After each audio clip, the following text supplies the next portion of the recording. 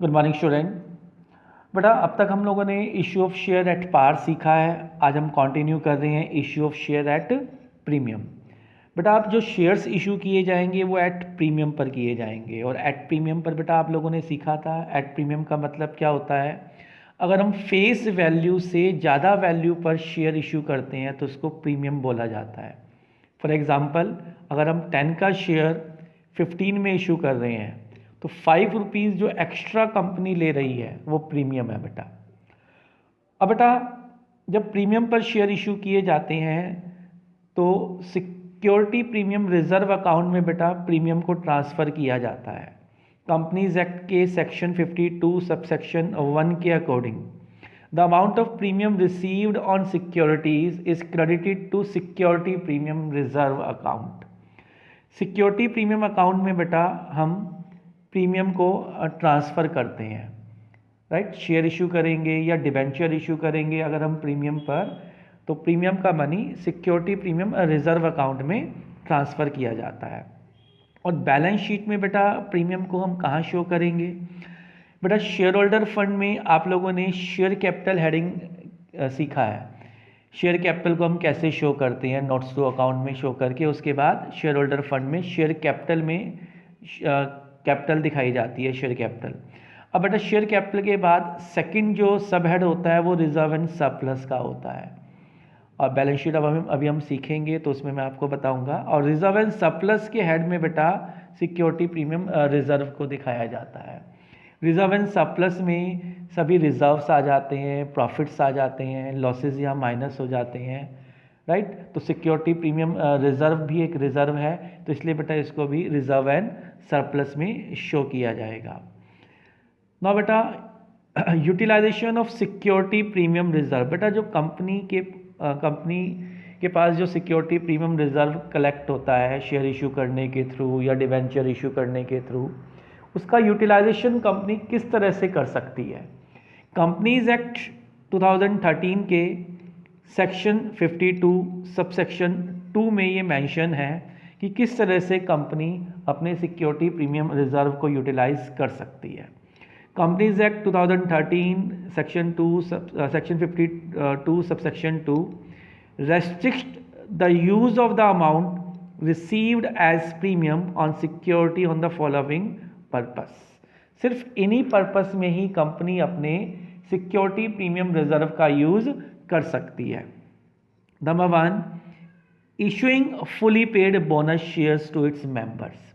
Company के जो members हैं, शेयर होल्डर हैं, कंपनी उन शेयर होल्डर्स को बोनस देने में इन सिक्योरिटी प्रीमियम रिजर्व का यूज़ कर सकती है।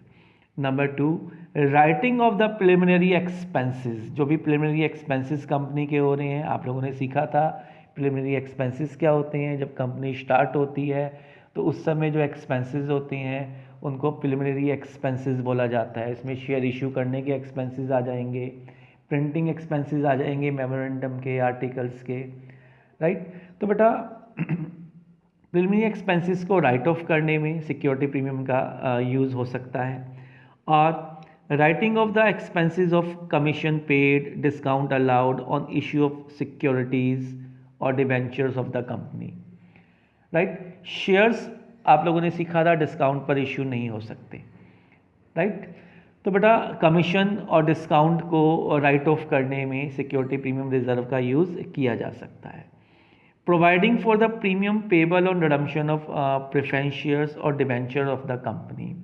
बेटा जब हम डिबेंचर का चैप्टर सीखेंगे तो वहाँ आप सीखोगे कि बेटा डिबेंचर का जो रिडम्पशन होता है, मतलब रीपेमेंट होता है, तो वो प्रीमियम पर किया जाएगा, प्रीमियम पर किया जा सकता है। तो premium payable on redemption of debenture, redemption of debenture पर जो प्रीमियम देना है उस प्रीमियम को देने के लिए सिक्योरिटी प्रीमियम रिजर्व का यूज़ किया जा सकता है।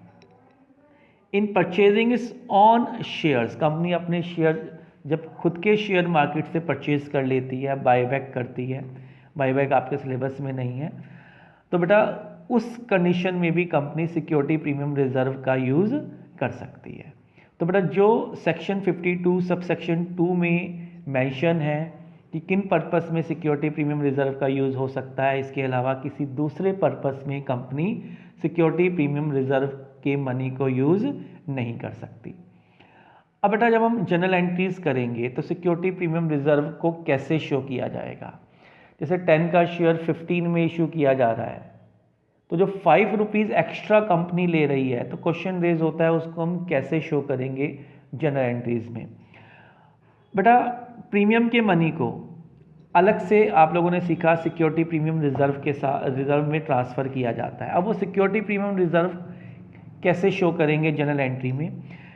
बेटा या तो कंपनी एप्लीकेशन के मनी के साथ प्रीमियम का मनी डिमांड कर सकती है, मतलब जो 5 रुपीज़ एक्स्ट्रा कंपनी डिमांड कर रही है, 10 का शेयर अगर 15 में इशू कर रही है, तो वो 5 रुपये एक्स्ट्रा कंपनी कब डिमांड करेगी, it depend upon the company. Company या तो उस एक्स्ट्रा मनी को एप्लीकेशन के साथ डिमांड कर सकती है, या अलॉटमेंट के साथ डिमांड कर सकती है, या फिर कंपनी अपनी किसी कॉल के साथ डिमांड कर सकती है, first call, final call. It is up to the company. ये कंपनी पर डिपेंड करता है कि कंपनी प्रीमियम का मनी कब डिमांड करेगी। If the question is silent, it is assumed the amount of security premium reserve is collected along with the allotment. अगर बेटा क्वेश्चन में कुछ मेंशन नहीं है तो ये एज्यूम किया जाएगा कि अलॉटमेंट के साथ कंपनी प्रीमियम का मनी डिमांड करेगी। It is in other words it is included in the allotment money. हम ये एज्यूम करेंगे कि जो प्रीमियम है वो अलॉटमेंट के साथ इंक्लूड है, अलॉटमेंट में इंक्लूड करके कंपनी ने डिमांड करा है। ठीक है बेटा। अब जनरल एंट्रीज में छोटा सा चेंज होगा। अगर बेटा एप्लीकेशन के साथ प्रीमियम का मनी रिसीव हो रहा है तो फर्स्ट एंट्री तो आप करते हैं bank to share application, application का मनी रिसीव हुआ, उस एप्लीकेशन के मनी को आप शेयर कैपिटल में ट्रांसफ़र करते हैं। तो शेयर कैपिटल में ट्रांसफ़र करने के साथ साथ जो प्रीमियम का मनी है वो सिक्योरिटी प्रीमियम रिजर्व में ट्रांसफ़र किया जाएगा। ठीक है। अगर बेटा कंपनी अलॉटमेंट के साथ मनी डिमांड कर रही है तो एप्लीकेशन के बाद बेटा जितनी भी एंट्रीज है उसमें पहले हम ड्यू करते हैं फिर रिसीव करते हैं। तो बेटा जब अलॉटमेंट ड्यू होगी, share allotment debit to share capital to security premium reserve, तभी हम सिक्योरिटी प्रीमियम रिजर्व में सिक्योरिटी प्रीमियम रिजर्व का मनी ट्रांसफ़र करेंगे। और जब हम रिसीव करेंगे अलॉटमेंट तो विद प्रीमियम रिसीव करेंगे bank account debit to share allotment. ठीक है। यहाँ बेटा कॉल इन एरियर डेबिट करके आपको दिया हुआ है। बेटा कॉल्स इन एरियर क्या होती है। अगर कोई शेयर होल्डर अपनी किसी कॉल का मनी नहीं देता तो उसको कॉल्स इन एरियर बोला जाता है ना। तो कॉल्स इन एरियर जिस भी कॉल में होगी उस कॉल में डेबिट कर देंगे, क्योंकि ये मनी अभी एरियर में है, कंपनी को रिसीव नहीं हुआ। एरियर माइनस करके बाकी जो मनी है वो बैंक में आ जाएगा। ठीक है। अगर एरियर होगी तो यहाँ कॉल इन एरियर डेबिट होगी, अगर एरियर नहीं होगी तो ये एरियर को डेबिट करने की ज़रूरत नहीं है। तो बेटा पहले हमने मनी ड्यू करा, share allotment debit to share capital to security premium reserve, अगर प्रीमियम है तो। ठीक है। और फिर अलॉटमेंट मनी रिसीव हो गया बैंक टू शेयर अलॉटमेंट। ऐसे बेटा अगर फर्स्ट कॉल में प्रीमियम है तो सेम अलॉटमेंट की तरह ही share first call debit to share capital to security premium reserve, right. और फिर जब हम रिसीव करेंगे फर्स्ट कॉल तो एंट्री होगी bank debit to share first call. अगर एरियर है तो एरियर डेबिट होगी, अदरवाइज एरियर को डेबिट करने की ज़रूरत नहीं है। तो बेटा एप्लीकेशन में प्रीमियम हो या अलॉटमेंट में हो या फर्स्ट कॉल या फाइनल कॉल में हो, तीनों में बेटा एक चीज़ आप ध्यान से देखिए, जब भी हम कैपिटल में ट्रांसफ़र कर रहे हैं तो प्रीमियम का मनी प्रीमियम में ट्रांसफ़र हो रहा है। ठीक है। अब अलॉटमेंट में एप्लीकेशन में बेटा रिसीव हम एडवांस में कर लेते हैं, मनी हमें एडवांस में रिसीव हो जाता है, इसलिए यहाँ bank debit to share application ये एंट्री पहले की गई है।